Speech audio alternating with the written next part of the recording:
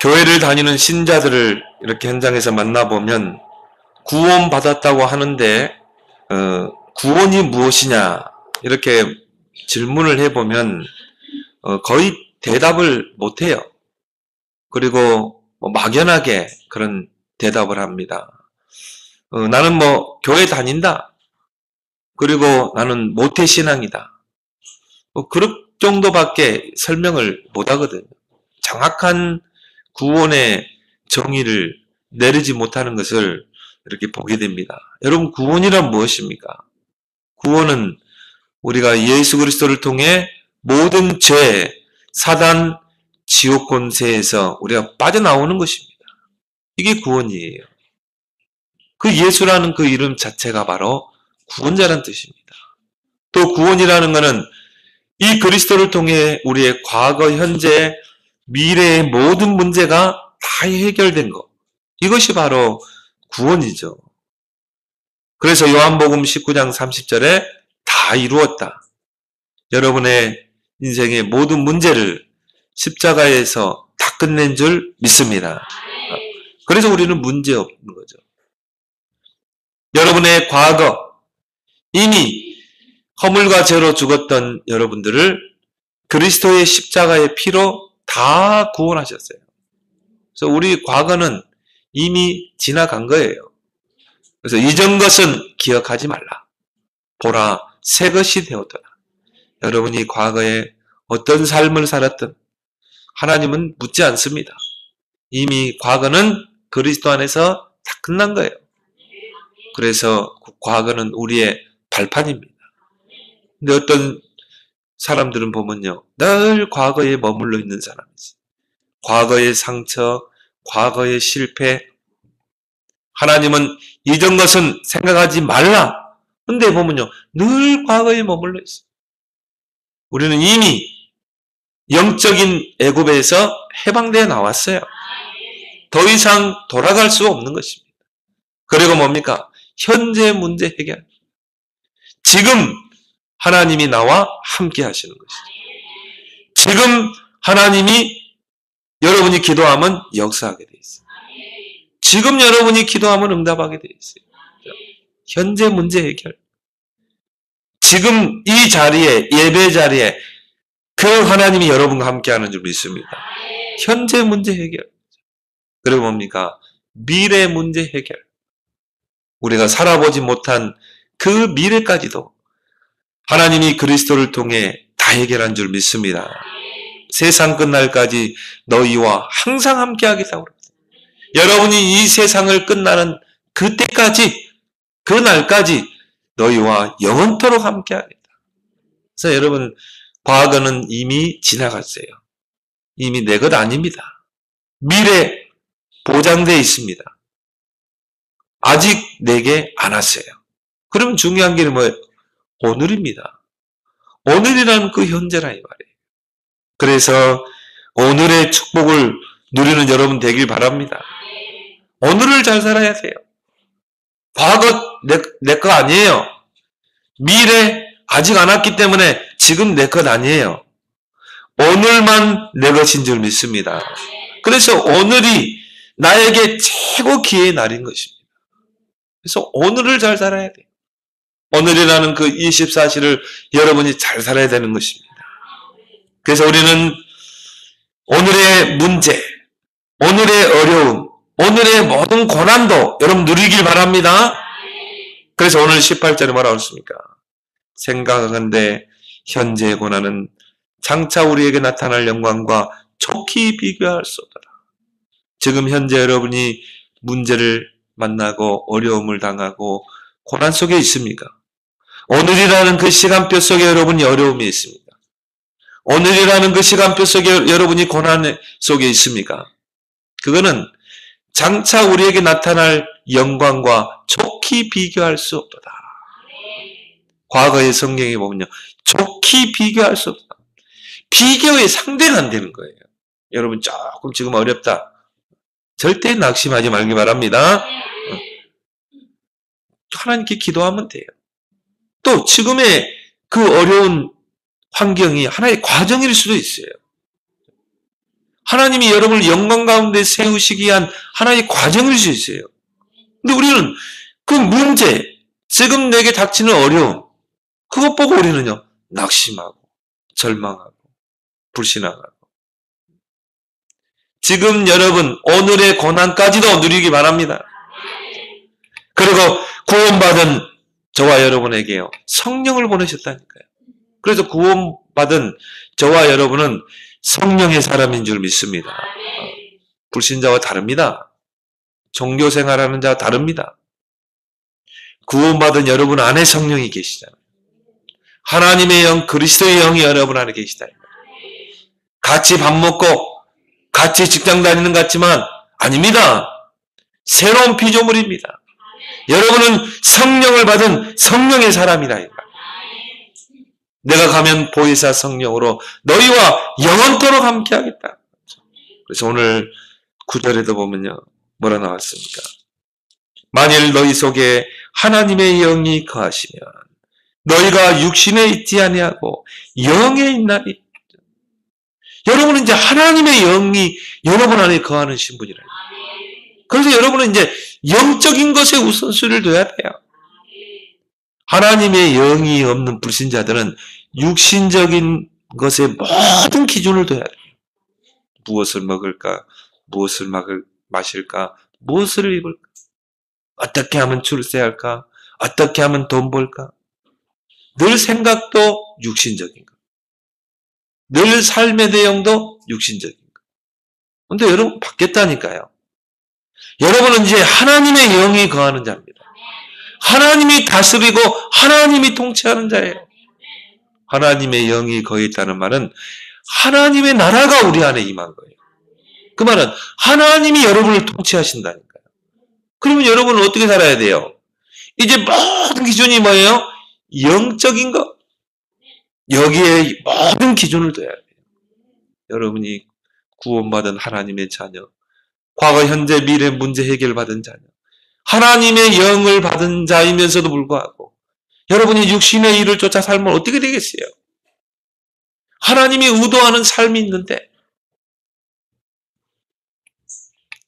그래서 누구든지 그리스도의 영이 없으면 그리스도의 사람이 아니라, 여러분은 하나님의 영이 함께하는 자, 그리스도의 영이 함께하는 자. 그래서 여러분은 누구라고요? 그리스도의 사람, 하나님의 자녀. 여러분의 신분을 확인하길 바랍니다. 우리는 전혀 다른 삶을 살아야 돼요. 우리의 삶의 내용도 전혀 다릅니다. 새로운 피조물로 완전히 바뀐 거예요. 여러분의 생각까지도 다 바뀐 줄 믿습니다. 그런데 우리의 생각이 늘 육신적인 생각에 머물러 있으면 어떻게 되겠어요? 우리가 그 이스라엘 백성이 애굽에서 출애굽에서 광야로 나왔으면 이제 가나안이라는 새 땅을 바라봐야지. 아직도 생각이 애굽에 머물러 있으면 어떻게 되겠냐 이 말이에요. 이런 것은 다 지나갔다고 하는데. 무늬만 그리스도인들 많아요. 무늬만 그리스도인이다. 삶의 내용을 보면요, 전혀 육신적인 삶, 세상적인 삶. 구원은 뭡니까? 죄에서 우리가 빠져나온 겁니다. 세상에서 빠져나온 거예요. 그럼 우리의 삶의 내용과 기준이 완전히 바뀌어야 되는 것입니다. 그래서 우리는 성령을 쫓아 사는 삶이 있어야 돼요. 육신을 쫓아 사는 게 아니라. 왜? 하나님의 영이 거하는 자이기 때문에. 그리스도의 영이 거하는 자이기 때문에. 성령이 함께하는 자이기 때문에. 그럼 우리는 어떻게 해야 돼요? 성령을 쫓아 살아야 된다는 거예요.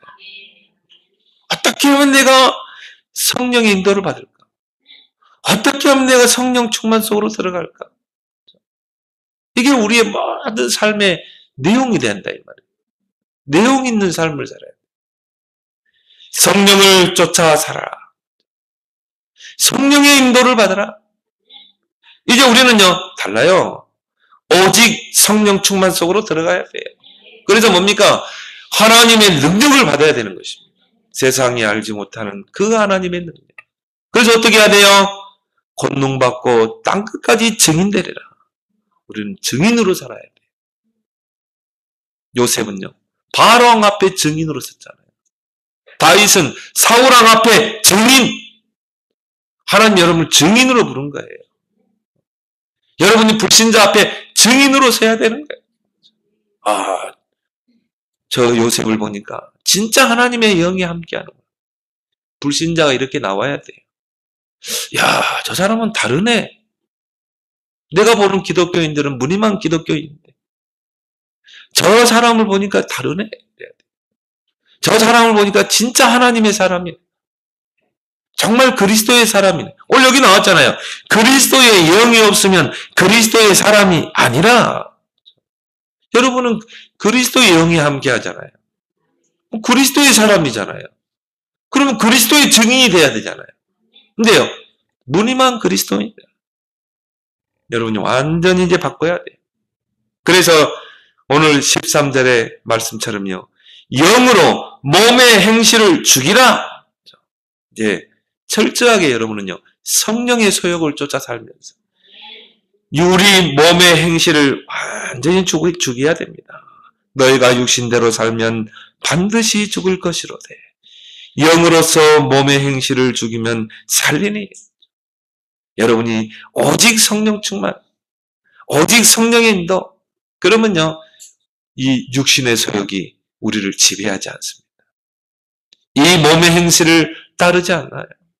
근데 우리가 이 성령 충만 속에 성령을 쫓아 살지 않으면 어떻게 돼요? 육신의 소욕이 우리를 완전히 지배하는 거예요. 그래가지고는요, 완전 불신자처럼 사는 것입니다. 하나님 그거 원하지 않습니다. 여러분 안에 계신 성령은 근심하게 돼 있어요.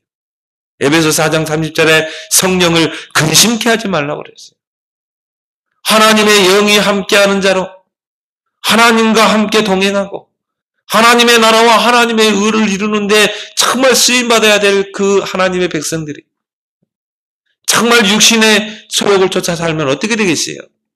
늘 육신적인 생각, 늘 육신적인 삶의 내용. 그럼 여러분 안에 계신 그 성령이 근심하시는 거예요. 여러분 안에 계신 성령을 기쁘게 해야 돼요. 여러분은 하나님을 기쁘게 하는 자가 되길 바랍니다. 그럼 어떻게 살면 돼요? 성령을 쫓아 살아야 돼요. 내 생각을 내려놓고 성령의 인도를 받아야 돼요. 구원받은 우리는 성령을 받은 자이지만 아직은 육신을 입고 있어요. 여러분이 죽어서 천국 가는 날 이 육체의 옷을 벗게 되는 것입니다. 그렇지만 살아있는 동안에는 육신의 옷을 입고 있다니까요. 그 육체 안에 영혼이 있는 거잖아요. 그러니까 여러분이 여러분의 마음속에 두 자아가 서로 싸운다고 보면 돼요. 한 자아는 뭡니까? 정말 하나님의 일을 하기 위해서 이 살기를 원하는 성령의 소욕. 하나는 뭡니까? 마귀가 이용하는 육체의 소욕. 그래서 우리를요, 절대 하나님의 일에 방향 맞추지 못하도록 육신적인 것, 세상적인 것, 정욕적인 삶을 살도록 우리를 끌고 가는 그 육체의 소욕. 이 두 소욕이 계속 싸우는 거예요. 그런데 육체의 소욕이 힘을 잃게 될 때가 언제인지 압니까? 여러분이 성령으로 충만할 때. 여러분이 여러분 마음과 생각, 모든 삶이 오직 주의 성령으로 충만할 때. 그러면 오직 영적인 생각만 하게 돼 있어요. 오직 하나님의 나라와 하나님의 의를 쫓아 살게 돼 있어요. 그러면 여러분이 육신으로 충만하면 어떻게 됩니까? 성령은 소멸하게 돼 있어요. 그럼 어떻게 해요? 마귀가 끌고 가는 것입니다. 세상적인 염려, 육신의 정욕과 안목의 정욕과 이생의 자랑으로 끌고 가는 것입니다. 요한일서 2장 16절 17절에 이 세상을 사랑하지 말라. 왜? 이 세상에 있는 모든 것은 육신의 정욕이요, 안목의 정욕이요, 이생의 자랑이요. 이것은 하나님께로부터 온 것이 아니요 사단으로부터, 세상으로부터 오는 것이라. 그러세요. 무늬만 그리스도인이고 삶의 내용은 불신자 똑같은 삶을 사는 거예요. 오늘 12절의 중요한 말씀이 있습니다. 그러므로 형제들아 우리가 빚진 자로 돼 육신에게 져서 육신대로 살 것이 아니니라. 여러분은 하나님의 구원의 큰 은혜를 입은 구원의 빚진 자인 줄 믿습니다. 왜? 아무 공로 없이 대가 없이 그 하나님의 큰 은혜를 우리가 구원받았거든요. 여러분이 구원받을 자격이 돼 있습니까? 여러분이 공자석가보다 훌륭합니까? 아무 공로 없이. 그럼 저 절에 가면요 막 탑 쌓아놓잖아요. 그게 뭔 줄 압니까? 우리가 착하게 살고 선하게 살고 노력하고 힘쓰고 해서 우리의 공덕이 쌓여서 구원받는다. 그렇게 해서 구원받습니까? 여러분? 정말요 절에 다니는 사람 진짜 이 불교 신자들은요 보면요 깨끗하게 삽니다. 양심적이고 인격적이고 윤리와 도덕을 쫓아서 죄를 미워하고. 근데 여러분이 그런 사람들하고 이 볼 때 인격적으로 훌륭하냐 이 말이에요. 우리 자신을 보고 볼 때는요 죄악투성이에요. 정말 냄새나고 추하고. 그런데 하나님의 그 은혜로 아무 공로 없이 아무 대가 없이 독생자 예수님을 십자가에 피 흘리셔까지 우리를 사랑하시고 구원해 내신 줄 믿습니다. 그리고 우리는 빚진 자예요. 왜요? 하나님의 은혜로 인하여 믿음으로 말미암아 구원을 받았습니다. 이것이 너희에게서 난 것이 아니요 하나님의 선물로 주어진 거기 때문에 하나님이 여러분에게 구원의 선물을 안겨주셨다니까요. 그래서 하나님의 자녀. 구원은 뭡니까? 죄에서 구원받는 것. 사단의 손에서 구원받는 것. 지옥 권세에서 우리가 구원받는 것. 이 큰 축복을 받은 자예요. 그래서 여러분은 빚진 자인 줄 믿습니다. 그래서 우리는 여러분은 사랑의 빚 외에는 아무에게도 빚을 지면 안 돼요. 로마서 13장 8절에 사랑의 빚 외에는 아무에게든지 아무 빚도 지지 마라. 여러분의 모든 동기는 사랑이 되길 바랍니다. 그 하나님의 사랑, 그 십자가의 사랑으로 여러분이 교회에 헌신하고 여러분이 정말 복음 전하고 그렇죠? 여러분이 월급 100만 원 줄게 교회 청소해도 몰려들 겁니다. 근데 우리는 사랑의 빛으로 헌신하는 거예요. 여러분이 하나님 앞에 헌금할 때도요.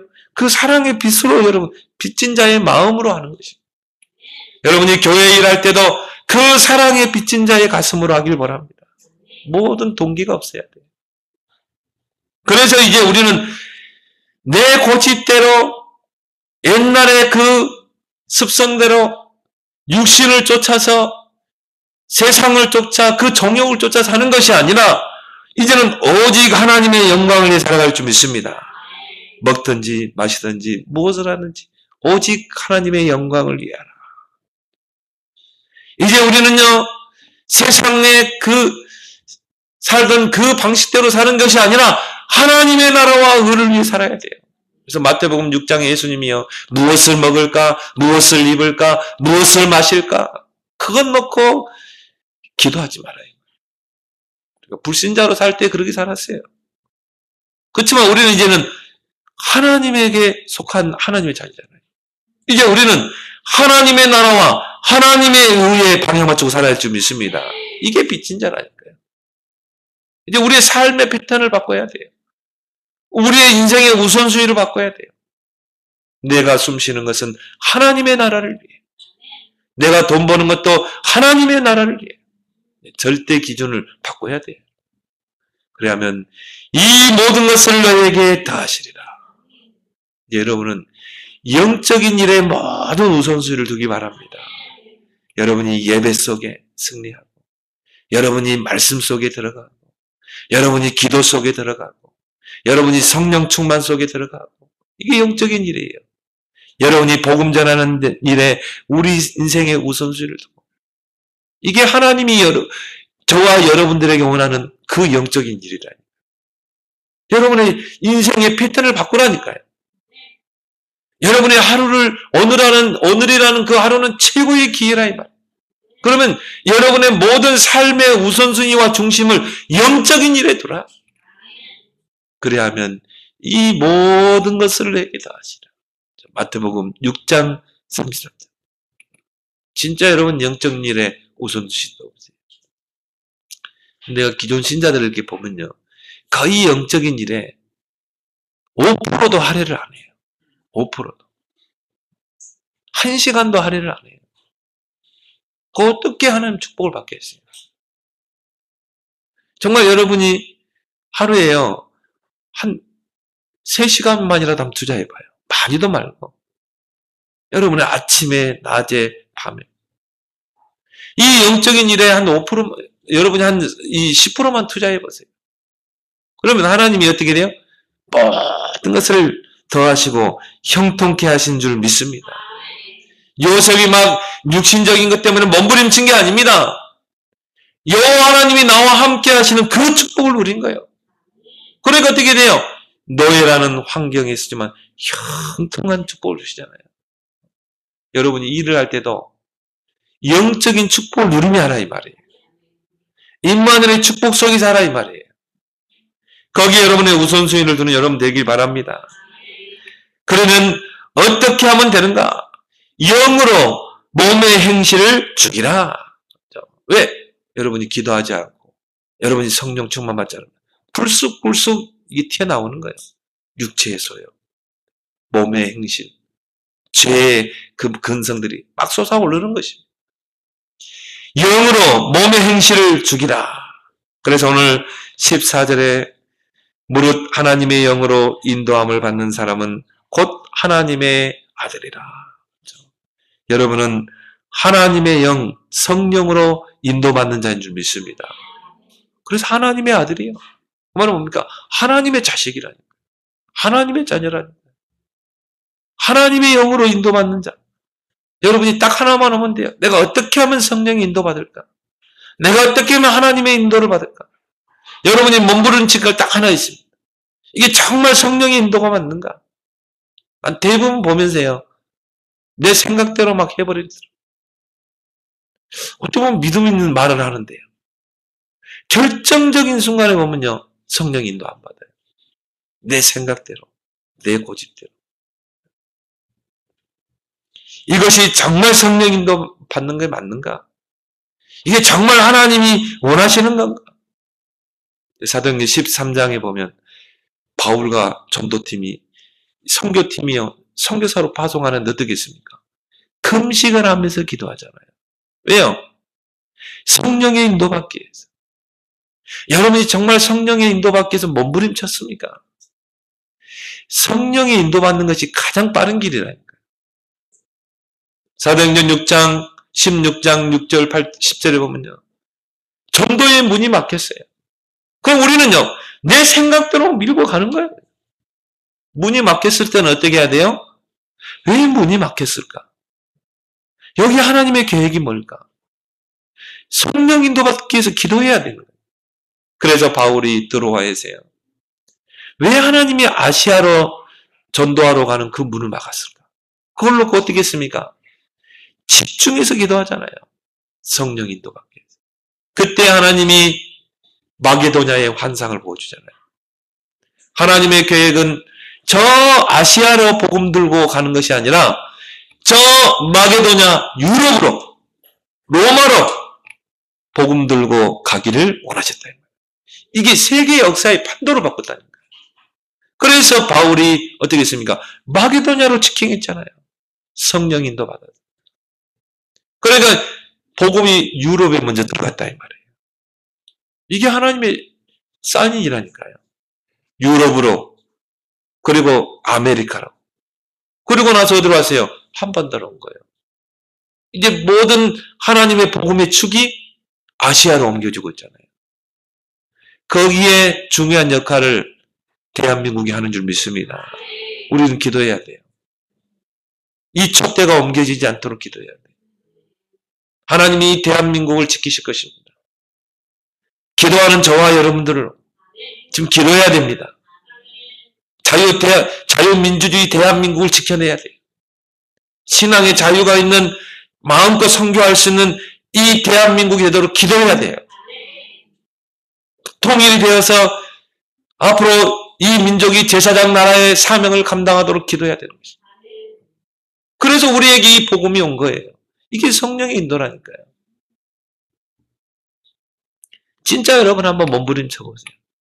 내 생각을 다 내려놓고 어떻게 하면 내가 성령의 인도 받을 것인가. 그래서 하나님이 애굽에서 나와서 가나안 땅을 향해 가는 그 광야길 가는 이스라엘 백성에게요.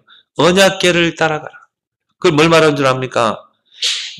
너의 생각과 경험과 고집을 다 내려놓으라. 언약궤만 보고 따라가라. 그 말은 뭡니까? 말씀에 집중하고 가라는 거예요. 하나님의 인도를 받고 가라는 거예요. 하나님 인도를 어떻게 하십니까? 말씀을 통해 인도하시는 거예요. 그 언약궤만 딱 따라가라는 거예요. 그 요단이 가로막고 있는데 하나님은 그 요단을 가르시는 능력자인 줄 믿습니다. 여러분 현실에 요단과 같은 문제가 있습니까? 정확한 성령의 인도를 따라가 보세요. 하나님은 그 요단도 가르는 능력의 창조주인 줄 믿습니다. 여리고가 가로막고 있는데요. 하나님은 여리고를 무너뜨리는 분이에요. 그 하나님이 지금 나와 함께 하시잖아요. 그 하나님이 나를 한 아들로 삼아주셨잖아요. 딸로 삼아주셨잖아요. 하나님의 영으로 인도함을 받는 사람은 하나님의 아들이라. 여러분은 다른 인도 받으면 안 돼요. 오직 하나님의 인도 받기 바랍니다. 언약궤만 따라가라. 그 부분에 우리가 몸부림을 쳐야 되는 것입니다. 그래서 온전한 성령의 인도를 받으려면 내 생각이 전혀 개입되지 않아야 돼요. 이게 온전한 성령 인도라. 어떻게 하면은 그 성령의 인도를 우리가 받을 수 있을까요? 오직 사도행전 1장 8절에 오직 성령이 너희에게 여러분이 오직 성령 충만 속으로 들어가길 바랍니다. 여러분의 생각이 전혀 개입되지 않도록, 여러분의 주관적인 것이 개입되지 않도록 오직 성령 충만 속으로 들어가라. 24시 성령 충만 속으로 들어가라. 그럼 어떻게 돼요? 권능 받고 연약한 나에게 하나님의 능력이 임하고 땅끝까지 정의되리라. 나는 이 사도행전 1장 8절을 기독신자들이 얼마나 믿을까요? 이거 믿은 사람은 진짜 기도하게 돼요. 왜? 기도할 때 성령이 임하거든. 성령이 충만하게 임해야 하나님의 능력이 임하거든. 하나님의 능력은 어떤 능력입니까? 절대 불가능을 절대 가능으로 바꾸는 능력 아닙니까? 그 능력이 임하고 땅끝까지 증인되라. 이 사실을 정말 믿는 사람은 기도하게 돼 있어요. 이 사실을 정말 인정하는 사람은 24시 기도하게 돼 있어요. 기도 속에서 모든 것을 하게 돼 있어요. 그럼 두 번째로 여러분이 기억할 건 뭡니까? 나는 양자의 영을 받은 하나님의 상속자라는 것입니다. 어마어마한 비밀이죠. 누가 그래요? 성경 속에서 보화를 캐내라. 성경 속에 진리의 보화가 있다니. 내가 하나님의 양자네? 하나님이 나를 양자 삼았네? 내가 하나님의 상속자네? 여기에서 모든 진리 안에서 자유함이 나오는 것입니다. 진리를 알지는 진리야 너희를 자유케 하리라. 여러분에게 고난, 어려움 다 넘어설 수 있어요. 내가 양자인데, 내가 상속자인데. 그래서 오늘 15절에 뭐라 나왔습니까? 너희는 다시 무서워하는 종의 영을 받지 아니하고 양자의 영을 받았으므로 우리가 아빠 아버지라 부르짖느니라. 하나님을 아빠라고 아버지라고 부를 수 있는 그 축복을 주셨어요. 얼마나 큰 축복입니까? 그래서 여러분, 아빠라는 그 호칭은요, 어느 나라건 동일한 호칭입니다. 그래서 이 중동의 아람어를 쓰는 중동에서도 똑같이 아버지를 아빠라고 불러요. 그리고 영어권에서는 파파라고 부르죠. 그리고 중국어로는 아빠를 바바라고 그래요. 저 이탈리아, 인도, 프랑스 거의 비슷해요. 아버지를 아빠라고 부릅니다. 아빠는 뭡니까? 아버지를 친근하게 부를 때 아빠라고 그러잖아요. 아버지 이렇게 하는 거하고 아빠 하는 거하고 다르잖아요. 같은 아버지예요. 아빠는 어떤 분이에요? 어떤 호칭입니까? 친근한 호칭이다. 아빠, 나 뭐 어떻게 됐어? 아빠 뭐 해줘? 친근한 친밀한 관계다.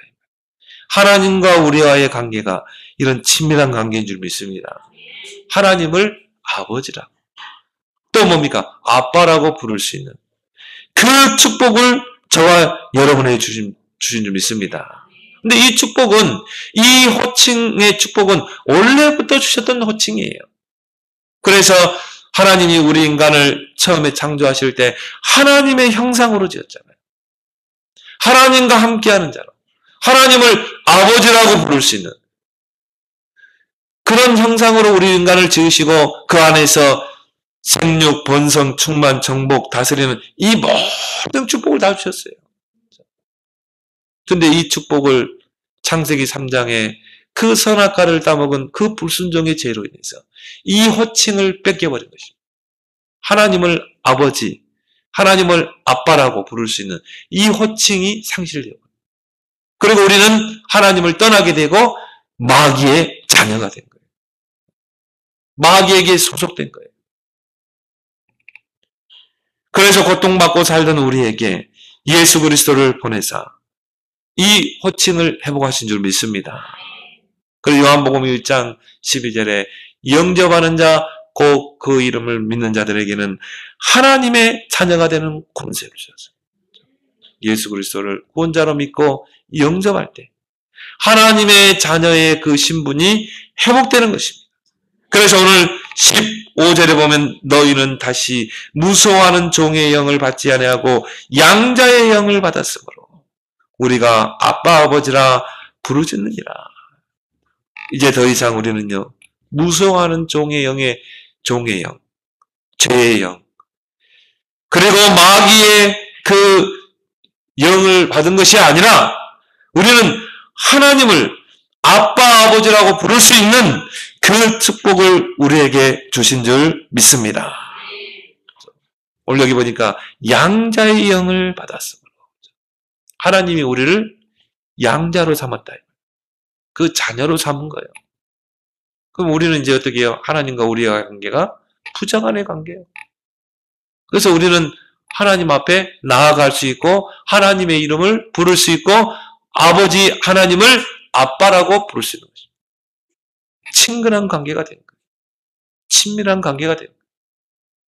가까이 하기에 너무 먼 당신이 아니라 너무 가까이 우리 안에 하나님이 영으로 또 성전 삼고 계시는 줄 믿습니다.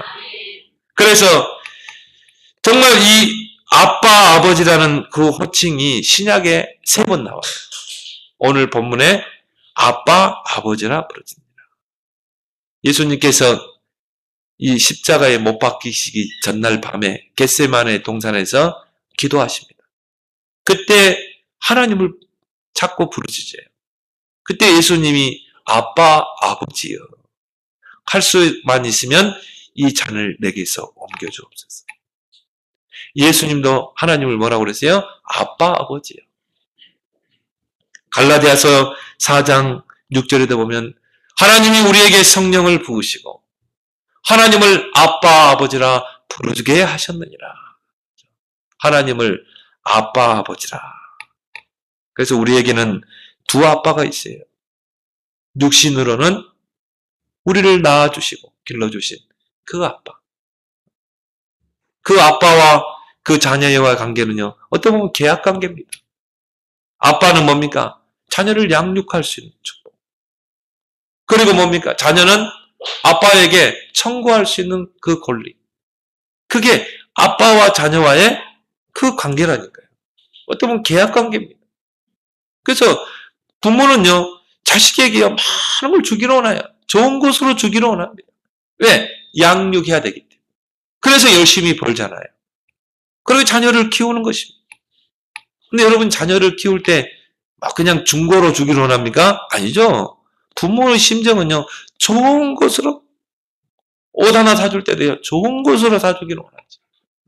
없어서 못 주는 거지. 그잖아요. 그 부모예요. 자녀는 뭡니까? 아빠니까. 나의 아버지요. 혈육으로 맺어진 아버지요. 또 친근한 아빠기 때문에 청구할 수 있는 거예요. 아빠, 나 옷 사주세요. 우리 주혁이도 보니까요. 요즘 이게 유행이라고 그러면서요. 엄마, 아빠 사달라고. 아빠한테 사달라는 건 좀 요즘 안 하더라고. 초딩 때는 아빠 많이 하던데. 이제 사춘기가 된가 봐. 아빠보다 엄마를 많이 찾더라고. 친구를 많이 찾고. 근데 아빠에게 청구할 수 있다 이 말이에요. 아빠, 나 이렇게 해줘. 또 엄마에게 청구할 수 있고. 이게 바로 육신의 그 부자 간의 관계인 것입니다. 근데 육신의 아빠는요, 한계가 있어요. 다 해줄 수 없잖아요. 해주고 싶어도. 또 연약해요. 그래서 해주고 싶으면 못 하겠더라고요. 그래서 그냥, 제가 이제 가끔씩 저 하늘에 계신 아빠한테 달라고 해라. 근데 우리 집사람이 처음에 개척해가지고 막 어렵잖아요. 그러니까 날 세우면서요. 막 어렵다고 막 박박 긁어대더라고 그래서. 내가 그랬거든요. 아니 저 하늘에 계신 아빠 계시지 않냐. 저 아빠한테 달라고 그러라고 그래요.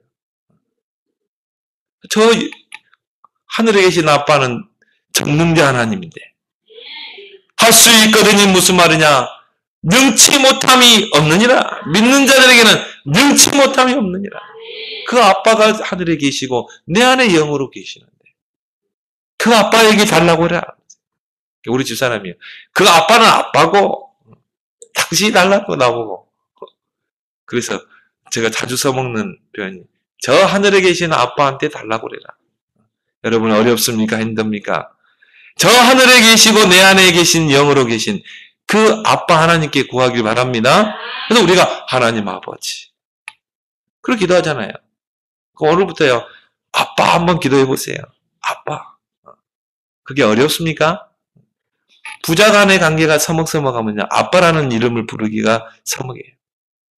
근데 아빠와 나와의 관계가 친근한 관계면요. 아빠라는 말을 자주 부르게 돼요. 우리 주혁이도 보니까는 어릴 때 아빠 많이 불렀는데 이게 사춘기가 되고 중학생이 되니까요. 친구가 더 좋고 뭐 여자친구가 더 좋아가지고 아빠를 잘 안 불러. 근데 우리 유일이는 아직 초딩이잖아요. 5학년. 그러니까 탁 전화해줘. 아빠 어디야? 아빠 뭐 햄버거 사줘. 아빠 뭐 풀가지 사와. 가위 사와. 요즘 밑바도 사달라고 그러더라고. 뭐 만들어야 된다고. 아빠 전화로. 그러면요. 여기 아빠들도 있잖아요. 아빠 기분 좋아요. 아빠를 자꾸 찾으니까. 그러니까요. 알았어. 아빠가 사가지고 갈게. 그게 아빠라. 육신의 아빠도요. 정말 좋은 것을 주고 싶었다. 누가복음 11장 13절에 밤낮 부르짖는 자에게 성령을 주시지 않겠느냐. 마태복음 7장 11절에는요. 밤낮 부르짖는 자에게 좋은 것으로 주시지 않겠느냐. 육신의 아버지도 그 자식이 아빠 뭐 해줘? 그러면요. 아빠는 좋은 것으로 사주기를 원한다 이 말이에요. 이게 아빠라는 말이에요. 하나님도 마찬가지입니다. 여러분이 그 영의 아버지 하나님 그 하나님을 바라보고 아버지 하나님 아빠 하나님 기도할 때 하나님은 좋은 것으로 주시는 줄 믿습니다. 아빠를 많이 찾아야 돼요. 우리의 영의 하나님 아버지 많이 찾아야 돼요. 하나님 기뻐하십니다. 기분 좋아하셔요. 육신의 아버지도 기분 좋은데 하나님은 얼마나 기분 좋겠어요. 근데 여러분이 아빠를 안 찾고 친구를 찾고 여자친구 찾으면요. 아빠가요. 좀 기분이 안 좋아. 아니 그러더라니까요. 우리 주혁이가 전화 한 통화를 안 해. 하루 종일. 늘 보면 친구들하고 놀고 막 여자친구하고 놀면 아빠가요 좀 기분이 우울해지기도 하고요. 내가 그걸 보면서 우리 하나님도 똑같을 것이다. 하나님은 여러분에게 늘 주여가 전주현 성도야, 내 딸아. 항상 부르고 계셔요. 근데 우리가 하나님을 찾지 않고, 우리가 하나님의 이름 부르지 않으면 어떻게 돼요? 하나님이요. 기분이 우울해지실 거야. 그래서 성령이 소멸된 거예요.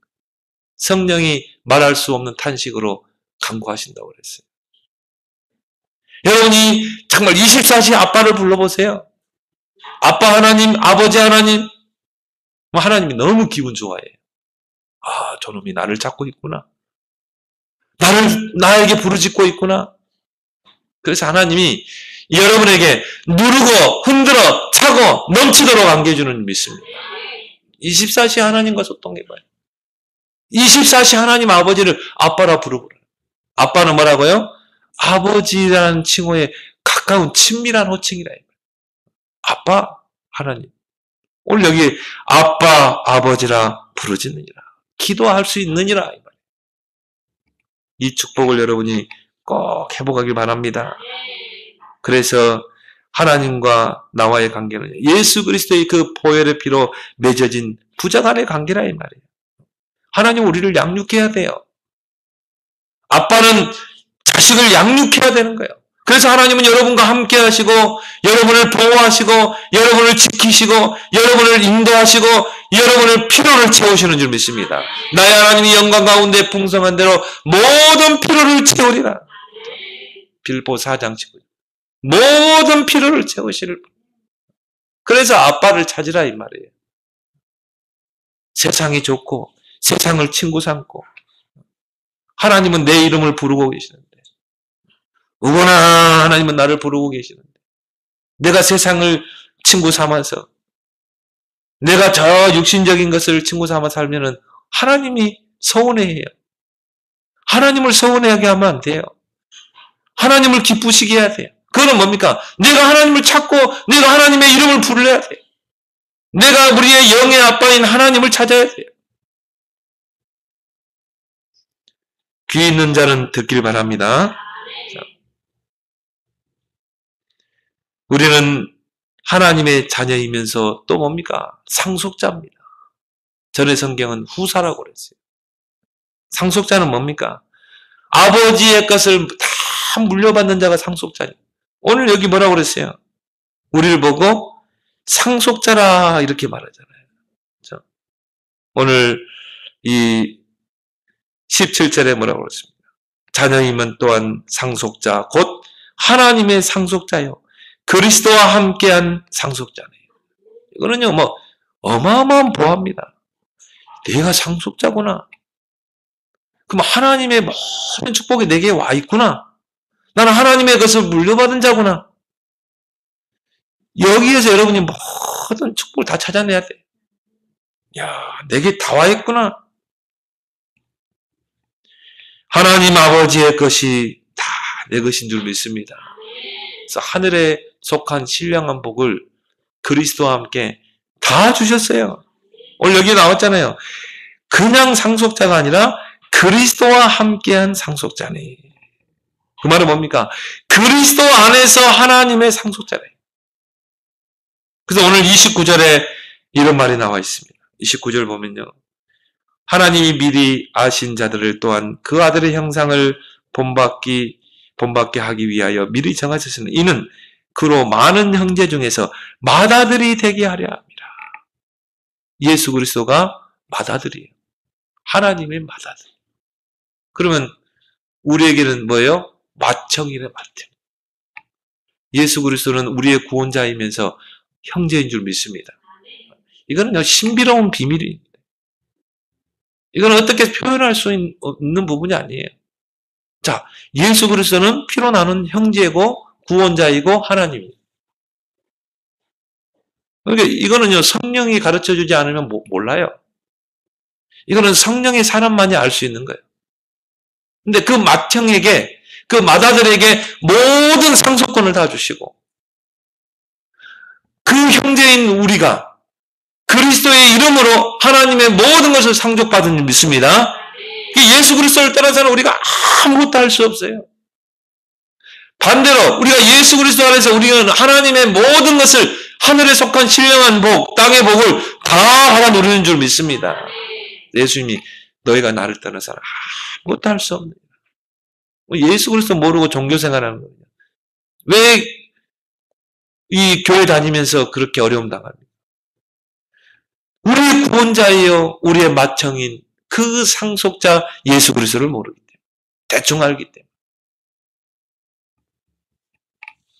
그래서 유대인들이 망하는 것입니다.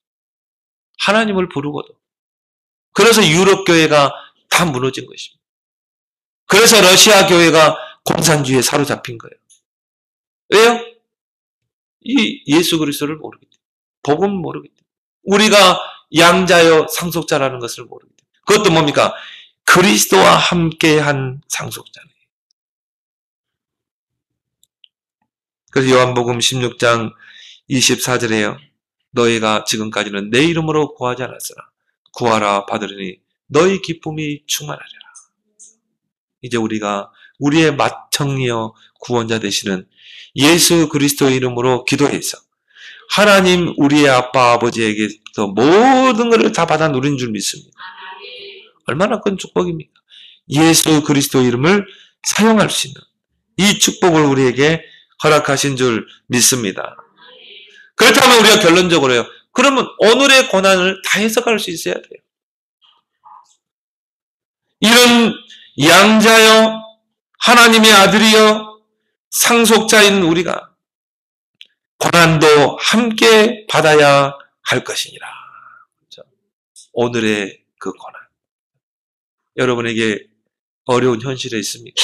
고난이 있습니다. 이걸 여러분이 바르게 해석할 수 있어야 돼요. 정말 앞에 그 사실이 확실히 맞다면 우리의 고난은 다 축복인 줄 믿습니다. 그래서 오늘 18절에요. 생각하건대 현재의 고난은 장차 우리에게 나타날 영광과 비교할 수 없도다. 전의 성경은 좋게 비교할 수 없도다. 근데 오늘 여기 보니까 뭐라고 그랬습니까? 17절에 우리가 그와 함께 영광을 받게 하여 고난도 함께 받아야 하고 함께 두 번 나왔죠. 그리스도와 함께 하는 고난인 줄 믿습니다. 이 하나님의 모든 것을 하늘과 땅의 권세를 가지신 그리스도와 함께하는 고난이라. 그래서 오늘의 고난을 여러분이 잘 해석하면 큰 축복이, 영광이 훗날 나타날 줄 믿습니다. 그래서 오늘의 고난은 장차 나타날 영광과 축복과 좋게 비교할 수 없는 축복이다. 여러분의 지금 현실의 고난 잠시 잠깐입니다. 그 고난은 그리스도와 함께하는 고난이라 이 말이에요. 그래서 여러분이 고난이 올 때마다요. 그리스도의 십자가와 그 부활을 생각하길 바랍니다. 너희 안에 이 마음을 품으라. 곧 그리스도의 예수의 마음이니. 십자가의 고난이 없이는 부활의 영광이 있을 수가 없어요. 여러분은 하나님의 아들이요 양자요 상속자입니다. 그리스도와 함께하는 상속자. 그럼 어떻게 해요? 우리에게 고난도 그리스도와 함께하는 고난이에요. 그래서 오늘의 고난은 장차 나타날 부활의 영광과 같이 그 영광과 좋게 비교할 수 없는 줄 믿으시기 바랍니다. 그래서 바울은요 로마서 5장 3절에 내가 환난 중에서도 즐거워하라. 여러분이 어려움 당하면요 즐거워하길 바랍니다. 아 나는 하나님의 양자야. 하나님의 아들이야. 하나님의 영이 함께하는 하나님의 아들. 아빠 아버지를 부를 수 있는 그 축복의 자녀. 하나님의 상속자다. 그러면 그 고난과 환난 속에서 즐거워할 수 있어요. 오히려 그 속에서 더 누릴 수 있어요.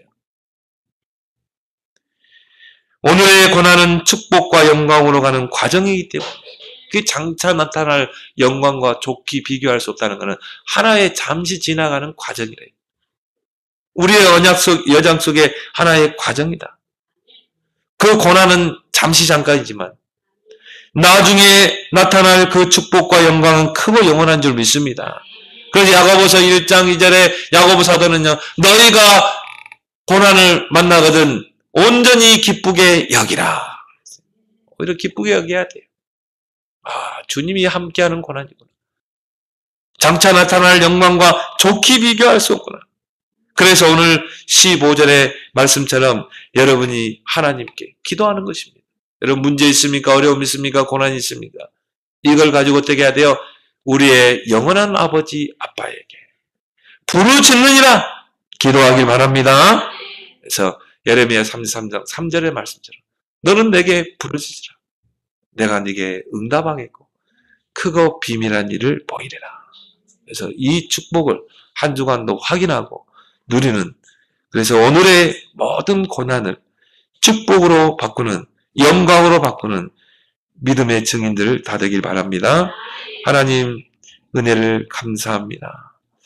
우리가 그리스도를 통해 구원받고 이제 천국 백성이 됐지만 우리 현실에 오는 모든 어려움들, 고난들을 이제 복음으로 잘 해석하게 하시고 우리는 이제 성령의 사람이요 성령의 소욕을 쫓아 사는 자이기에 영으로 우리 몸의 행실을 죽이고 우리는 이제는 양자의 영을 받은 하나님의 상속자라는 그 사실을 알고 우리의 영원한 아버지 하나님 아빠에게 부르짖고 간구함으로 오늘의 모든 고난과 어려움들을 영광의 축복으로 바꾸는 그런 증인들이 다 되게 해 주옵소서.